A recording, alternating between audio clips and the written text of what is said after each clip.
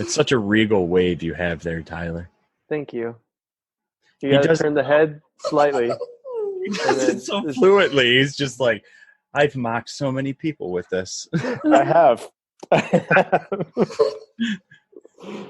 My sister was a cheerleader.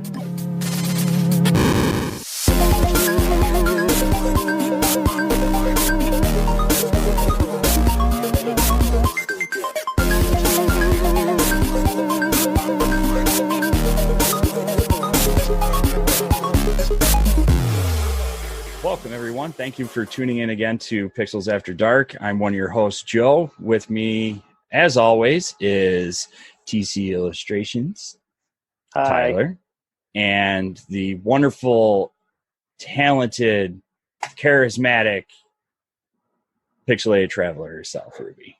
Hi. Was that too much? Too many words. Too many words. Well, she looks offended. She did look offended. She's like, what? She's like, don't describe me in nice ways. I'm going to edit all that out. No, I'll stay in. Well, thank you for tuning in with us again.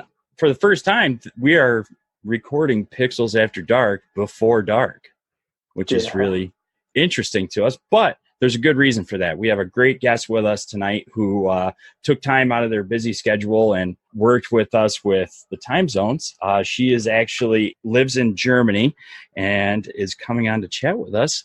Painthisice. Pain, thank you so much for coming on with us. I have to thank you for this really cool stream with me. No problem. Thank you for being a part of it. If you don't mind, we'll dive right in. For those that might not know you, would you be up for telling us a little bit about yourself? Yes. Hello, I'm Painthisice. I'm really excited to be here, and it's my first stream about me when I'm a digital artist, a passionate artist. I have some problems too. I'm just a little bit afraid. I hope it's not a problem. Not at all. It's really my first time speaking about myself, what I'm doing, and it's not easy. I do a lot of digital artworks about my favorite game, Destiny. I fell in love with this game, and I think I found my passion in this game. I did many paintings before I knew this game, but it's not the same. I think now I found out what I really want to do in artworks. I mean, I'm a passionate digital artist. Nice. Did you have any schooling or training for art? Not really in school. Not. It's bad, but I'm a self-learning artist with many tutorials from YouTube, from other artists. One of my favorite artists is Vlop. I hope I speak this right. And I watched so many tutorials and I tried all the things by myself. I began to draw on Painthisice, and I painted also on Krita and now on Photoshop. And yes, it's always a self-learning project for me. Wow. How long have you been drawing? I began to draw when I was 8 or 10. I began to draw classical with paper and color pencils, and when I was 14, I began to draw digital for 10 years now. I'm 24. I draw for 10 years on PC with a tablet. Yes. Very cool. What kind of things did you draw when you started drawing? Was it also fan art or your own stuff? Or I began to draw a lot of dragons and landscapes, but when I played Ratchet and Clank when I was 12, I did my first fan art about Ratchet and Clank, and I think this was the beginning to do more in art, and that's why I do a lot of fan art today. I think the most artworks I have are about Destiny. Yes. You put them out really fast. Like it really impressive how quickly you finish paintings. Oh, thank you. With your Destiny art, you capture a lot of emotion with the subjects that you put in. There's a lot of pieces that you've created, like the Rise and Fall, the War Priest one in the rain. Mm-hmm. Love that piece, and I love the textures in it and how the rain's coming down. But there was another one with a Titan with his fist. He almost looks like he's in pain, and he's bringing his super forward. But a lot of your pieces, I mean, they're just amazing. I love the lighting and how they flow. The most recent one that you put out, it's a Vex hobgoblin like teleporting through a portal. Oh my God, it's gorgeous. And you did it in like 3 phases too, because you had them like going into the portal, crossing through it, and then it was like a galaxy type design tied into it, and then you made it like come to life with a program where it gave it movement to it. It was just so awesome. Thank you. How long does it typically take you to finish a piece from beginning to end? Oh, that's a difficult question. It's a matter of what I want to paint. Sometimes I just need hours, like 5 or 8 hours. I had one painting about Star Wars. I painted Captain Phasma. I hope I speak this right. Mm-hmm. I just needed 1 hour or so. It was a really fast painting. I just painted like what I'm feeling in this moment. And I also had some paintings where I needed over 10 hours or sometimes 15 or 20 hours when I want to add so many details. So it ranges depending on how much detail you want to put into a piece. Yeah, I think for the most paintings I need between 5 and 10 hours. What's your preferred medium? I have a Wacom tablet for PC, and what I'm drawing it's difficult to explain. I'm just drawing on a tablet, and what I'm drawing is on the screen than on PC, and I prefer to draw with Photoshop, and I also animate some of my artworks in Photoshop with a timeline. I found this timeline out some days ago or a week ago. It was really cool to do this. I just want to give my fans more than just a still artwork. I thought it's cool to bring more life in my artworks with some animated effects. That's awesome. That's really awesome. That's great. When you're working on a piece, do you listen to anything? Is there anything in the background that's playing, like music or TV show? What typically do you have on? I really, really love to listen to epic music or like powerful dramatic music, like 2 Steps from Hell or Audio Machine. Or soundtracks of Destiny or other games. I really love deep, dramatic, intense soundtracks with a chore in the background. I mean, I made a collection of my favorite songs on YouTube for everyone. I can share this to you if you want. Yeah, that would be awesome. Oh, I'd be down to listening to. I love that kind of music too, like the choir and like orchestra, like really intense movie soundtracks. I have over 500 favorite tracks. Cool. I collect them over the years.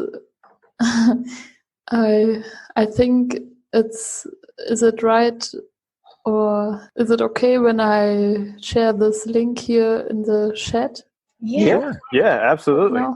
Oh, wait. Yes. Here you can see my list of my favorite soundtracks. Awesome. Nice. I'm going to be drawing later today, so I might have to listen to that. I like how music can, certain kinds of music can really bring emotion into whatever you're working on. Mm. I mean, it's inspiring, but also helps bring a lot of those feelings that you want to convey in a piece to the surface and transfer it onto it. There's actually a funny story really quick. This is kind of a sidetrack, so if you want to edit this out. But my high school art teacher was going for his doctorate degree in art theory, and his thesis was on how music can affect artwork. So he used to use our class as like a test subject, basically, and he would play different genres of music while we were painting. And it was interesting how the paintings would actually change based off of what he was playing for that week. It was really cool. Yeah, I know. It's really, really powerful to listen to dramatic music if you want to draw something sad, like my painting Rise and Fall, or the one painting I created some weeks ago about the cable with his war beast in the rain, and he put his hand on the war beast, on the dead war beast. I listening to really sad music when I draw things like this, and it's so intense and powerful. Yeah, that one was really sad. It made me look at my dog and be like, Oh. I had to go hold him real quick. I love that piece too, because it's an emotional side from the universe and Destiny that you never really see. You never see the impact that all this would have on the Cabal, and also their pets or companions. So seeing him like mourn for his war beast was like, oh, well, I feel really bad at doing that Leviathan raid now. It's so true. I forget someone did something with the hive with like the little baby worms. It was like a hive like wizard, and she was like caring for all the little worms, and then it showed guardians like stepping on them. And like it was like a comic, and I was just like, now I feel really bad when I shoot them. Like now I don't want to shoot them. I don't feel bad for the hive. Oh, come on, man. They're just little insect guys. They just want to. I think there's this orbit. We're going real deep. No, but it's great. It's so great. There's this lore bit on, I think, the Elixir, where they're saying that, hey, you take the ether from our children. It's like, my goodness. Is that what's happening? I'm starving your kids. No. I want the very end of Destiny to be a giant twist, like we were the bad guys the whole time. Something, right? Hey, wouldn't that be funny? That would be interesting. But then I want the choice if you want to keep doing this or if you want to start being good guy. Well, in the game, it almost looks as if it's heading that direction now, because now you have to pick sides with the Vanguard, or you got to pick sides with, Drifter. That's like step one, phase one, like Marvel. Phase two is now Callus is kind of trying uniting in this, and it's deep. We could have an entire podcast talking about Destiny theories. You're right. Okay. To be honest, there are podcasts dedicated to Destiny lore theories. I should listen to more of those. Focus Fire Chat. It's a great one. That is a good one. It is a good one. Blue's a great guy. I love all of them on that team over there. But I think I derailed us enough. Just a little. Does anybody, before we get moving on into the body of the rest of the show, does anybody have any questions off the top of their head? Not off the top. I got one. Paint, where exactly in Germany do you live? Like, abouts? You mean in which village I live in Germany? Or what do you mean? Yeah, like I live in upstate New York in the U.S. You know, I live between Berlin and in German we call this Brandenburg. Yeah. It's so funny to speak in English about my own country. Yeah, it's officially it's Berlin, but I'm on the cross from Berlin to Brandenburg. It's more scenery with so many fields and nature. It's not the big town. It's in the country. Yeah, it's more a country, not a urban town. Or city. Yeah, it's not a big city here where I live. It's more, it's a country. Much Nice. nature. Nice. That's a lot That's like great.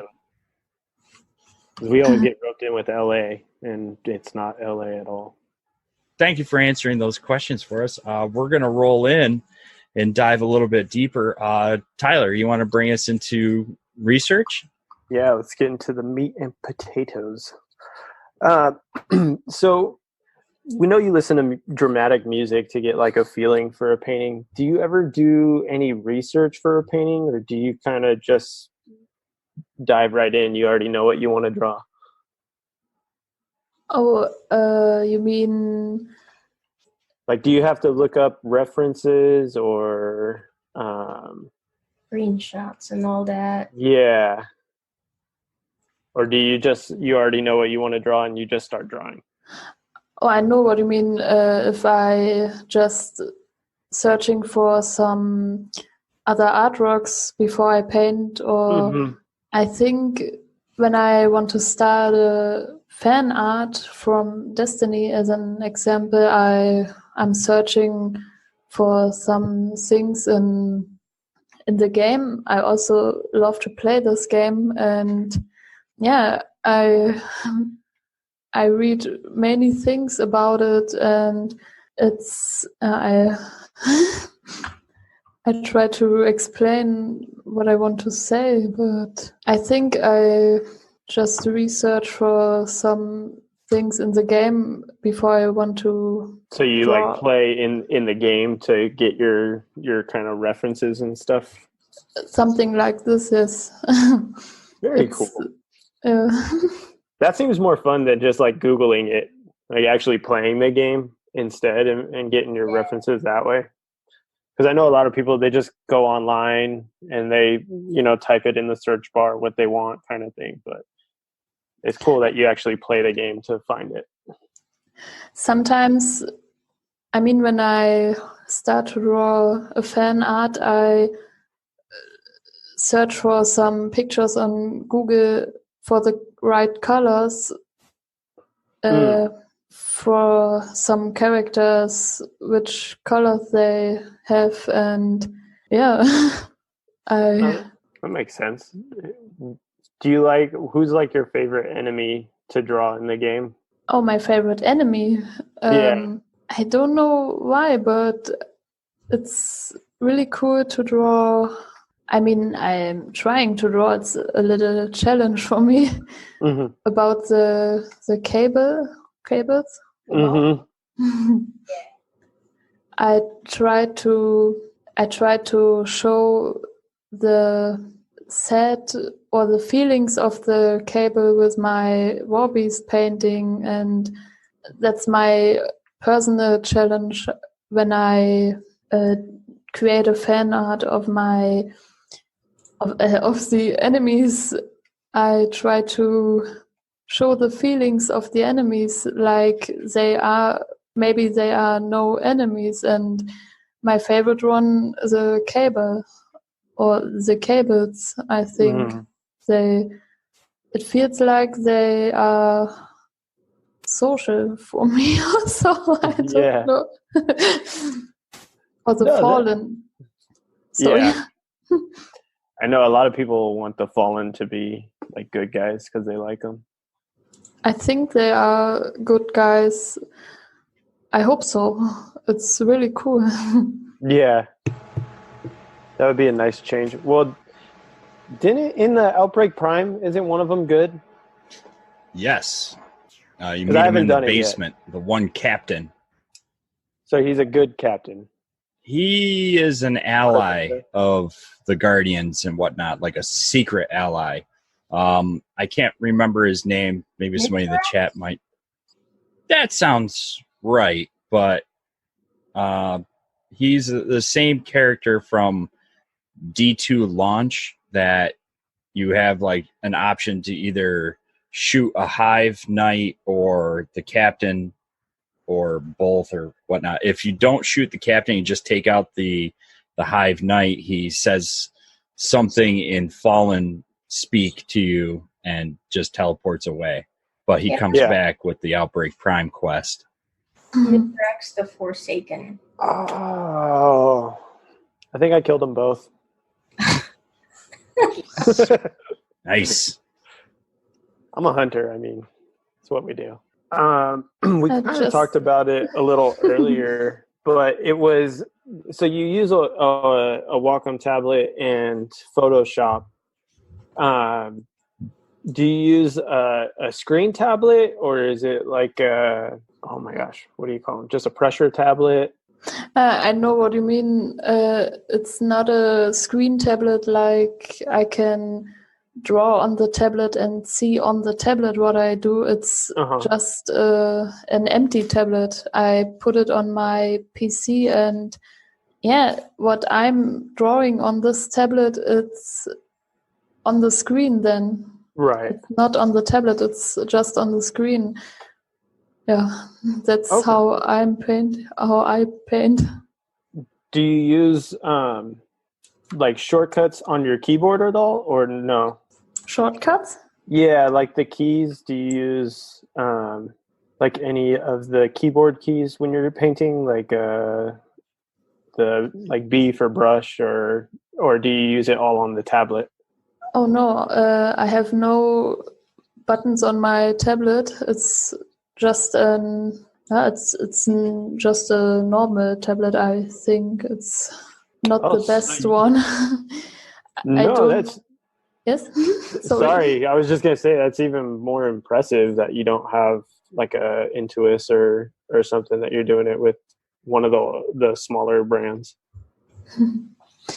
I don't use shortcuts on my PC because when I want to remove my brush strokes and I'm using this one shortcut, there always a program is opening when I do this shortcut for removing my brush strokes, and I don't know how to change this, and that's why I just don't use shortcuts, but I've learned to draw without shortcuts. She still only takes 5 hours. Putting us to shame. You're showing them up. Yep. That's really cool. Have you used the same tablet since you first got into digital art, or have you tried to like upgrade it as you get better? I did one upgrade.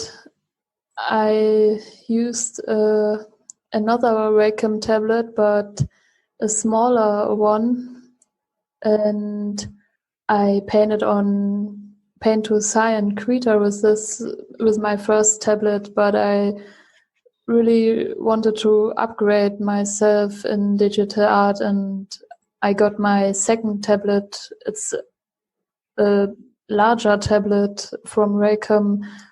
I got it a year ago or so, and I got Photoshop to this tablet. It's okay. better for me. I really love to draw with Photoshop and to do the timeline things now in Photoshop, the animations with my artworks. Yeah, the animations are really cool. Thank you. I was just watching the Vault of Glass one that you did, where he's standing at like the entrance to the vault. I really like that one. That's great. Is there a favorite brush or tool that you use? I have a favorite tool. I just have to look what the name of this tool in English is, because my Photoshop is in German. What's it in German? What it calls in German? Yeah. It's farbig abwählen. It's funny. In English, I have to look. It means dodge in color. It's a tool you can, if you have a dark painting, you can add really cool light effects with this brush, and your dark colors will be lighter and stronger. It's really cool. Color dodge, was it? Yeah. Yeah. The color dodge tool. Do you use the burn as well, the opposite one of it, Color where burn. it darkens everything instead? What I use to add dark effects on a painting. Yeah, so in Photoshop there's the color dodge tool which brightens everything, and then there's the opposite, the burn tool, which darkens it. Do you ever use the burn tool? I tried this out on some paintings, but I don't like this so much. I always start to draw on black backgrounds or dark gray backgrounds, and in the finish or in the end of my paintings, I start to draw with a color dodge. It's in the beginning when I'm drawing, it's just a little bit difficult for my eyes, because it's not so good to draw on or to look on a dark screen for so many hours. Yeah. That's cool. So you start dark, and then you bring all the highlights out of the painting, kind of like traditional charcoal painting. What do you mean? So when you paint, you start really dark. Yes. And then you bring the brights out of the dark painting slowly. Yes, that's what I'm doing. I start on really dark paintings, and I just add some light effects and light details, because I think it's more dramatic when I do darker artworks with light effects. That's really unique. I don't think I've ever heard of someone else doing that with digital art. I think a lot of people start with medium colors and then either go dark or light, like Monk is pushing and pulling. Right. That's what I mean. I've never heard of anyone else starting really dark and then pulling it out. You know what I mean? It's almost like scratchboard art. Yeah. I feel like it creates a mood, though. Like, you can feel each piece. You can see how it started dark. It's got a predominance, if that's the right word. Right. No, that's cool, because it's very unique to her. It certainly sets a style. Mm-hmm. Thank you. Absolutely. Oh, hey. Yep. There's a perfect example right there. Which one? If you're looking on a stream, Joe just grabbed one that looks like, is that Oryx? And that reminds me, is that Yep. Mara? It's Oryx and Mara Sav piece that. Yeah. Oh, goodness. I haven't Pain even made. seen that one yet. Yeah, I did not. It's gorgeous, isn't it? Mm-hmm. Oh, I just figured what we were talking about with the light and the dark and where she starts and comes from, bringing the light out of, starting dark and then bringing it all out with the highlights and everything. This was a great example of it. If you're watching live, that you can see all those highlights and everything coming from the shadows. So I thought this was a gorgeous piece, It really is. along with dozens this of one. others. Payne, do you have like a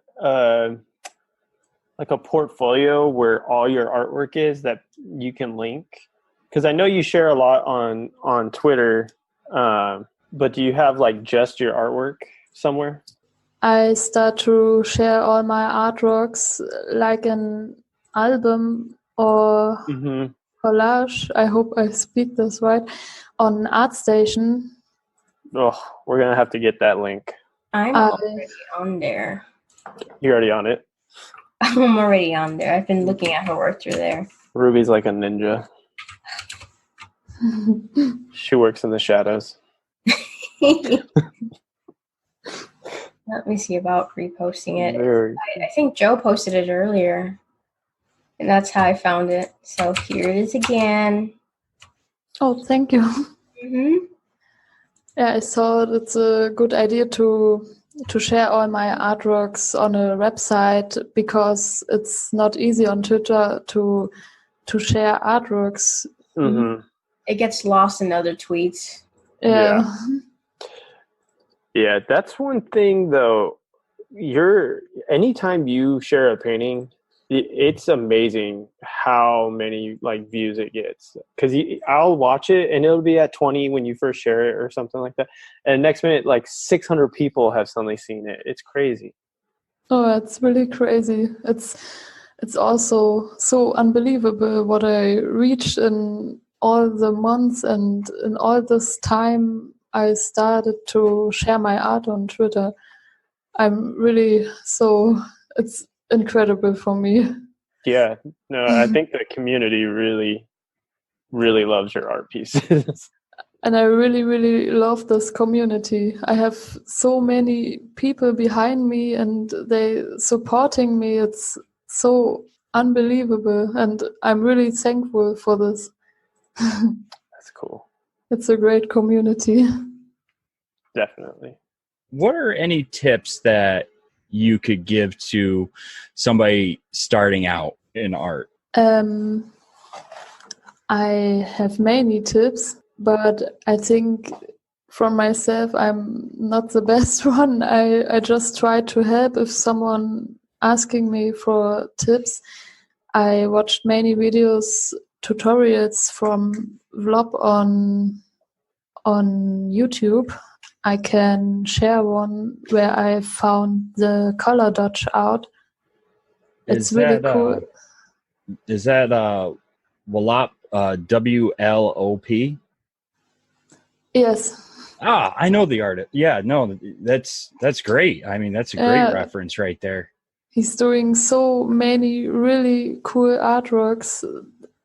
He also have this talent. He can put so many feelings on one artwork, and I really love his style. It's so raw and rustica.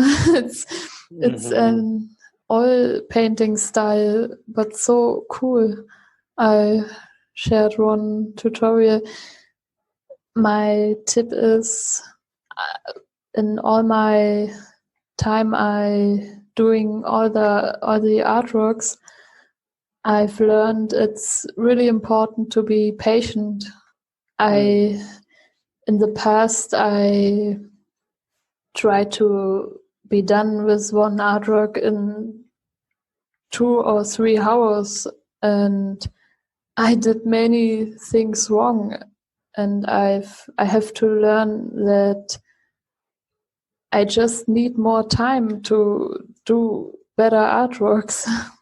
I think you can learn from so many tutorials you find on YouTube or by yourself if you try all the tools and brushes out, but you need a long time for this. I also needed many times to find the right brushes in painting or the right tools, and I'm still finding so many new brushes when I paint a new artwork or many new tools. And another tip is when you draw on a black background or darker backgrounds, or you're using dark colors. I've learned this from Vlop. It's important to, as an example, if you have a dark background like a dark scenery, a night, it's important to add light colors on the character. It's for the contrast. I hope I'm saying this right. Yeah. And if you add a light background, it makes sense to add darker colors in front of the picture on your character or creatures you're painting, and on the light background it's stronger. It looks more powerful. I've learned this from Vlop. That's awesome. That's really great advice. Is there any other tips that you'd like to share?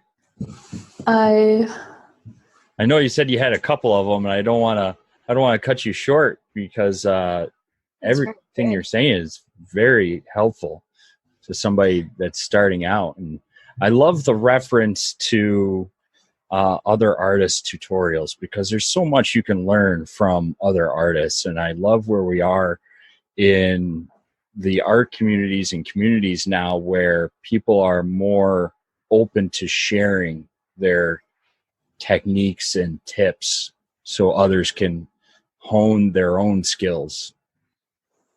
I have one step-by-step painting, but I don't know how to share this from my PC to the stream. Or I think it's good to upload this on my ArtStation right now, and so I can share this in the stream.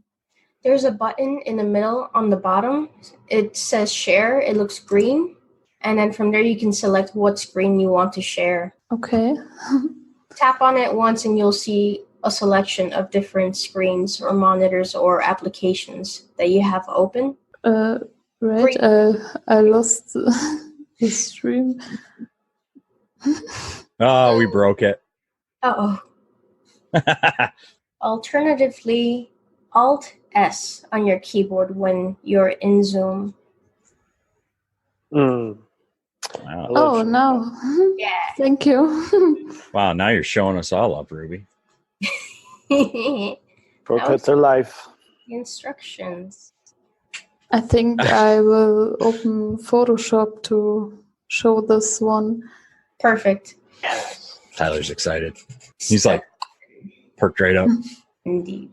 I want to try doing the dark background and then bringing out it just seems like I loved doing scratchboard back in the day. I just can't afford to like do it consistently. So it seems like that would be like a way to do it without doing it. You know what I mean? Like that's why I like digital art, because it saves so much money in materials, but you still get to have all the fun. All right, so I just posted the link directly to the images that Payne uploaded to her ArtStation where she wanted to show her process. Thank you. Yes. Good job. That's just one example how I just want to show what I mean before from vlog with dark and light backgrounds or dark and light colors. It matter when you have a back or a light background, what colors you have in front, how light they are or how dark. I thought it's good to do more tutorials for everyone soon. I want to start to do tutorial videos, how I create some artworks or like live streams while I paint. That would be cool. That's the one thing that I think is the biggest advantage between Procreate and Photoshop is that Procreate automatically records each session. Oh, that's cool. Yeah, when you're done, you can share it if you want or not, kind of thing. But I like that it does it automatically. Like you don't have to do anything to make it happen. I wish Photoshop would do that. That's this would be cool if Photoshop would do something like this, like Procreate do this. Yeah, I don't even know how it does it. When I try to record what I'm painting, it's not easy because I don't know, it's my PC. When I want to stream while I'm painting, sometimes it's just not working because my Photoshop is too slow for this, or my PC. Yeah, streaming's really hard on the computer. No. Unless you have Joe's computer. I don't even know how to work this thing, to be honest. I'm not going to lie.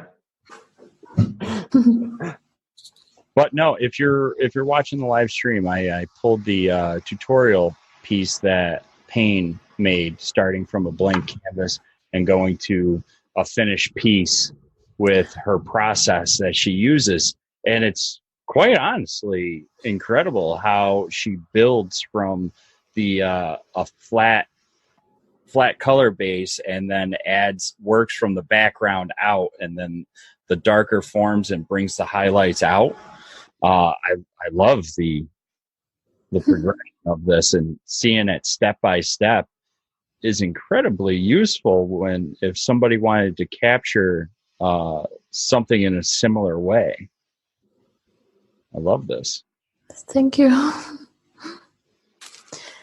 I'm just still searching on my PC for other artworks where I can explain some things, but I need some time. No problem. We can chat in the meantime. Is that the same type of process that you used when you made the regicide piece? Not exactly. On the regicide, I began to draw on a black background, and I use in Photoshop a tool where I can add just color on a gray background, and the name of this tool is I have to Google for this now. It's in German because I love how the logo for Oryx came out on that one. It looks like lava, like it melted into the door. The tool I mean is it called Soften Light. I think it's a tool where you can, if you have gray clouds and you add a new layer and you take the brush tool Soften Light, I hope that's right in English, you can add color on the gray clouds, but without painting on the clouds. It's an own layer. Do you use a lot of layers, or do you only paint on one or two? Oh, that's a funny question. Some weeks ago, I had an artwork where I used over 60 layers. Wow. That's incredible. I put it many details on this one, and when I'm done in painting, when I'm on the final details on my artworks, I just put all the layers to just 3 or 4 layers, and I have the final then to add some effects also. And sometimes I created a step-by-step painting from some of my artworks, but the bad thing is I can't do a step-by-step picture from each artwork I've done, because when you finish a painting in Photoshop and you have so many layers open and you want to save this and you click on the wrong button or so, it's just away. It's just one layer. Right. Do you look like label each one, or how do you stay organized with so many layers? You mean how I can? Like, do you name the layers? Like, this is Oh, lightning effect 1, or this is background number 1, or do you label them, or do you just layer 1, 2, 3, 4, 5? oh, in the beginning in digital art, I just put 20, 30 layers, and there was no name for my layers. But now I name my layers. When I draw a character and I have so many things to draw on this character, I put all the character layers in one group. I think it's easy for me to add colors to the layers. You can add a red color to some layers or a layer group. It makes everything more easy if you also add to the layer names the colors, so you can faster see where your character layer group is or your landscape group also. That makes sense. So I gotta point out the legend Faisal Meki is in chat, and he he is also notorious for lots of layers.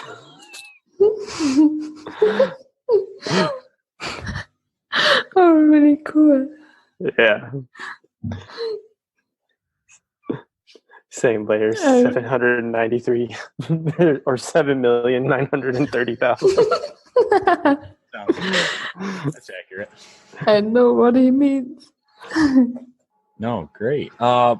Actually, Ruby, do you want to bring us into the next one? Yeah.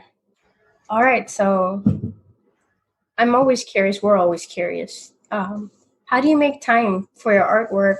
How do you set apart your personal life and your art life? You mean how many time I have for digital artwork? Or some years ago I had another hobby, or I would say a sport. I was a trap shooter with shotgun. Really? And What?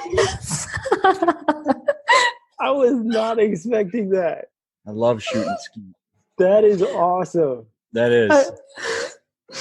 I was a clay pigeon shooter for some competitions in Germany here, and it was really cool and fun, but my trainer, he wanted more and more, and I had not enough time to spend this little time I had on my drawings. I just had training, and competitions, and I just gave this hobby up for my digital art hobby. I'm more a painter and drawer, but I'm not really a trap shooting girl. Yes. So how do you balance your day-to-day with dedicating time for your art and time for family, work, eating dinner, stuff like that? I think it's easy when I say I just have the time for digital art or something similar, like to animate my artworks on the late afternoon, like 19-20 p.m. till midnight. Cool. I just have time on the late afternoon for this, and sometimes it's not easy because I spend the most time of the afternoons every day on digital art, and just on the weekend I play Destiny or going out with friends or so. But most of the time in the week, on the late afternoon, yes, I spend all my time for digital art. Nice. Yes. Nice. We're gonna have to play more Destiny together. Just so you know, she's pretty good at Gambit. Meki has a question in chat. He's asking, when you create your artwork, do you plan your overall composition before, or do you start one on the core part and keep adding? So your pieces are awesome. It reminds me of classic paintings and compositions. It's always beautiful. Oh, thank you. So when you create a new art piece, do you have an overall idea of what you want before you start drawing it? Or do you start with one part and then you just add on to that part? You mean when I start to draw a new artwork, if I have an idea before, or I just draw? I don't find the word right now. I'm sorry. Oh, you're fine. I can explain. Yes? Yeah. No, go ahead. I can explain when I start a new artwork. I have a strong imagination or ideas what I want to do, and I'm a stubborn. I really want to do this what I imagine, and sometimes it's not the same like I have in my head. Like, I mean, when I have an idea and I imagine this so strong and try to draw this, it's sometimes not the same, but sometimes it's better than my idea I had in my head. That's always the best. No, you answered that perfectly. Yeah. Mm-hmm. Thank you. I mean, it's not easy to imagine and to create what you imagine, what your idea you have in your head. It's not easy sometimes, but like I said before, I'm stubborn. I mean, I really want to create this what I have in my head. Yeah. She's dedicated. There are many tries before I start the right painting. Yes. That's awesome. I like when you start something and then it ends up being better than what you had even thought you would do. Yeah, that's what I mean. It's sometimes much better than you had before as the idea. Mm-hmm. Yes. Should we move on to fun facts? I like fun facts. Best way to probably word this. What is the most favorite thing you've learned so far? And it doesn't have to be art related. It could be anything. But on your journey to doing art, what's the best thing you've learned? The best thing I've learned about digital anything. What digital art has made to me. Do you mean this? No, this is more maybe an example would do well. Kind of, it has almost like a slogan going like rabbit holing. It's kind of you during like research for a subject or something, and you end up finding an interesting fact about something, which leads to something else. Like, did you know that the bananas that we eat today are actually different than the ones that people ate back in the 50s, because that strand of bananas actually was killed out by a strand of bacteria? What did they say? That was a really interesting one. Yeah. We eat all the bananas we eat today are clones of the original banana that died in the 50s. Oh. Like a fun fact like that. Is there anything that sticks out in your mind that was an interesting or strange fact about something? You're asking me a funny thing I've learned while doing digital art. Yeah. Now I understand. I'm sorry. You're fine. Oh, no, you're good. A funny thing is what it really makes me so. I mean, I'm longing so often while I'm painting, because when I watch some new videos, time-lapse videos from other artists on YouTube, how they paint something,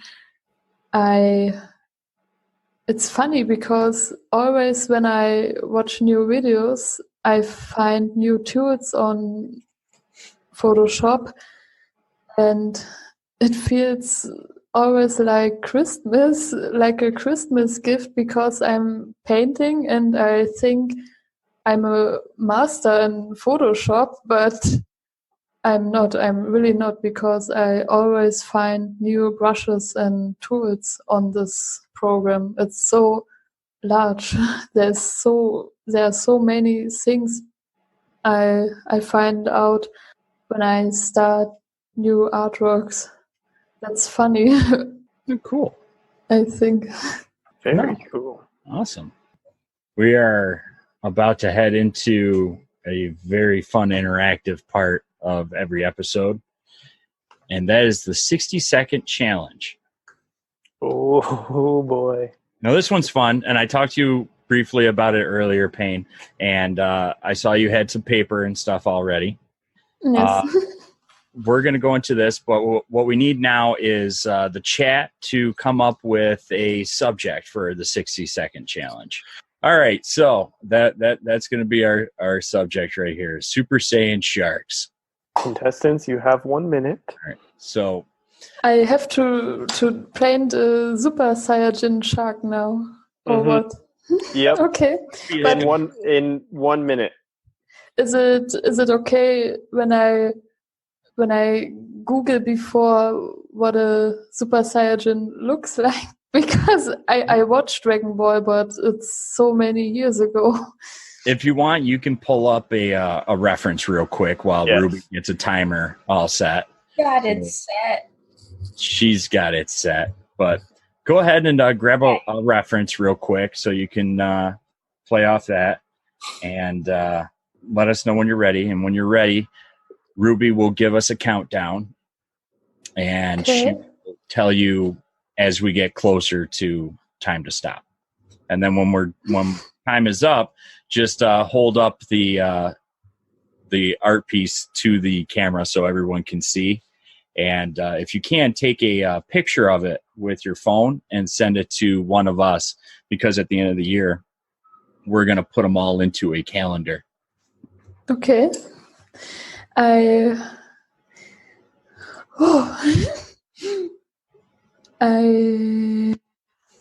Wait 1 second. I just have to look what a shark looks like. I know what they looks like, but they have a long nose or a long front. I don't know how to say. I think I will do the Super Saiyajin shark right now. Here's my empty. Oh no! You have to tilt it backwards. The background. There we go. That's my empty paper, and I will draw with a charcoal, black charcoal. All right. So I'm ready now. Okay, so I'm going to give you a 3-second countdown. 3, 2, 1, start. Then on start, you start. And then I'll let you know when we're halfway, and then when you have 10 seconds left. Okay? Okay. And then for anyone watching, feel free to join in. When the 3 seconds are over, I have to start drawing. Yes. Yes. So, Okay. ready? Yes. Okay. 3, 2, 1, start. I think going forward, we should Oh my god. a little Have everyone segment in chat do. like art challenge. Yeah, I like that. And then just have everyone post it on Twitter or something. I wish we had a soundboard right now where we could just play like Goku freaking yelling as he's charging up for Super Saiyan. That's all I hear in the background is Goku screaming. 30 seconds. As soon as I get a mixer, I will start throwing in sound effects. You know what? I'll get one of those Elgato Stream boards or whatever. Stream deck. and I'll set some song like Jeopardy. 10, 9, 8, 7, 6, 5, 4. God, oh my god. 2, pencil down. Hands up, pencils down. It looks like a mix between dolphin and I don't know.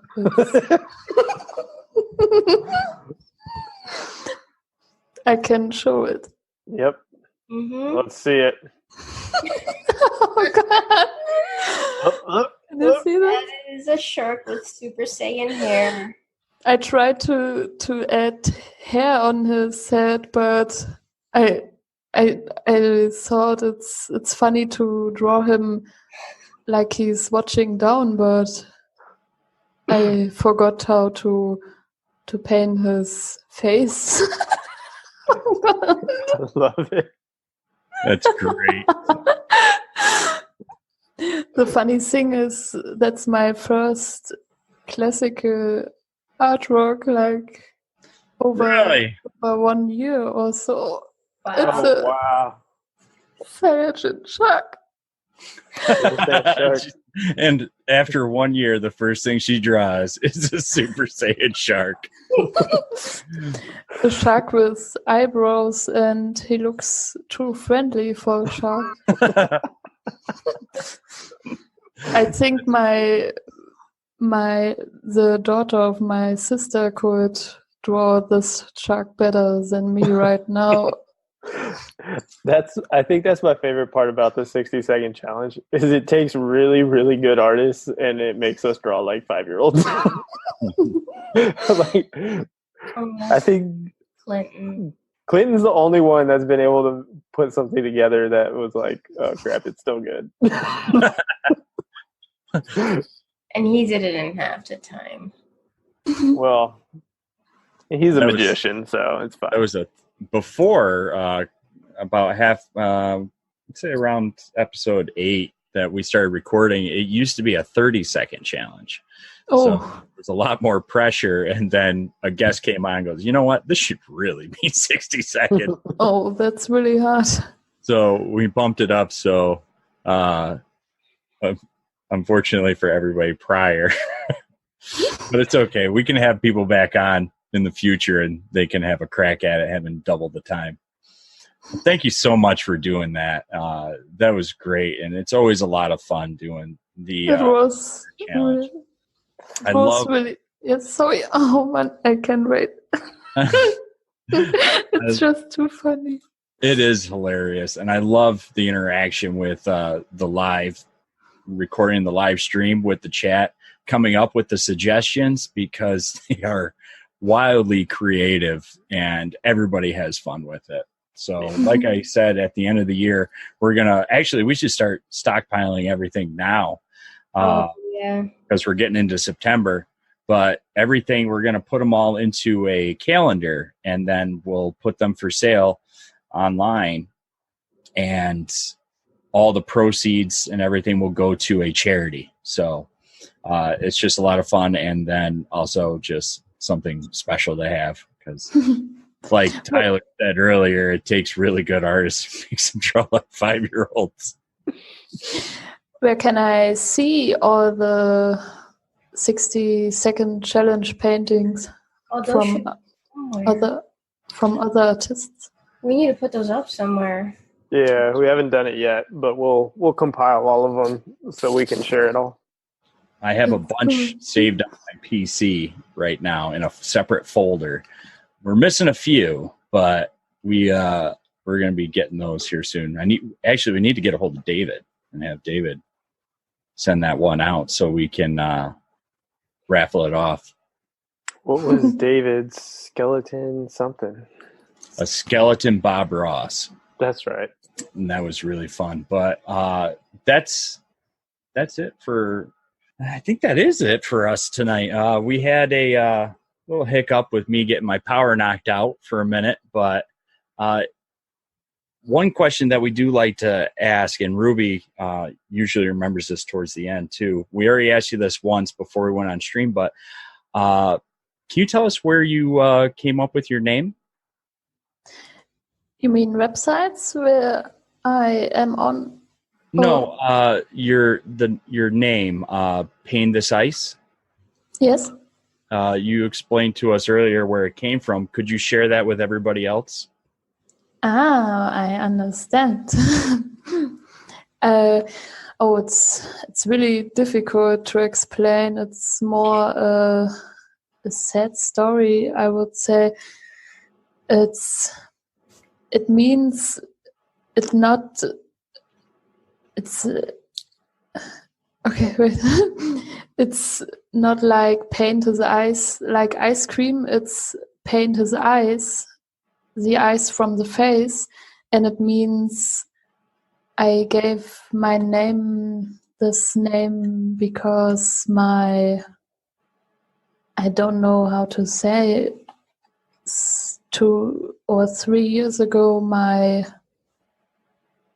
I have to translate this word. It's an easy word. My former, I don't know. It's a sad story behind this name. I had a boyfriend over 2 years ago, and it ended really bad, and our relationship ended really bad, and this was the start why I gave my name the name Painthisice. It means trying to paint his cold, empty eyes. It's difficult. It just means I'm trying to paint the feelings in my artworks, what I felt in this time and some other bad experience. It's a sad story behind my name. It's it just means I'm trying to paint feelings, and you're doing a great job at that. Yeah. thank you. It's always a challenge for me. I always want to bring so many feelings in my artworks and I want to share all the feelings, and I want the people to feel the same like I feel in my paintings, like sadness or an intense feeling, a strong feeling like hope or so. Yes, that's what my name means, I think. I hope I explained this right. Yes. Absolutely. Thank you. It's beautiful, actually. And I love how you carry that forward with, all the art that you create. I mean, It's really amazing. Thank you. Now, where can people find you and more of your art and keep up to date? They can find me on Twitter. I upload my newest artworks on Twitter at first, and then I will upload my animated versions of my artworks and my normal artworks on ArtStation. I can share the ArtStation link in the chat if you want. And I'm also on Instagram with the name Painthisice. And yeah, I had a Facebook fan page, but I don't like Facebook so much anymore, and I'm just on Instagram and Twitter and ArtStation, yes. There you can find me and all my artworks, my new artworks. Perfect. That's awesome. Oh, thank you for the link. Oh, you're welcome. Of course. Yes. Meki did want to say, he just said, personally to you that every one of your pieces have a profound feeling behind them. It really shows, and you're amazing at what you do. You make the world a better place with your art. Thank you so much. It's very awesome. And that brings us to the end of our Before Dark episode. At least for us. Before Dark. 3 out of 4. But thank you, everybody, for tuning in with us and hanging out. Thank you so much, Painthisice, for joining us. Speaking for all of us, we can't wait to see what else you put out there and what else you create. Thank you so much. It was really cool. It's a really unbelievable experience, and it was my first stream my first interview about myself. It's an unbelievable experience, an unforgettable experience. I mean, well, we hope you'll come back on with us in the future. I'm sure you'll have many more. Absolutely. Thank you. Absolutely. All right, everybody. Thank you so much for tuning in with us. We will catch you next time. Bye. Good night. Bye. The Queen Wave. Vielen Dank, dass ihr zugeschaut habt, und das war mir wirklich eine sehr große Ehre, dabei zu sein. Und das hat wirklich sehr großen Spaß gemacht.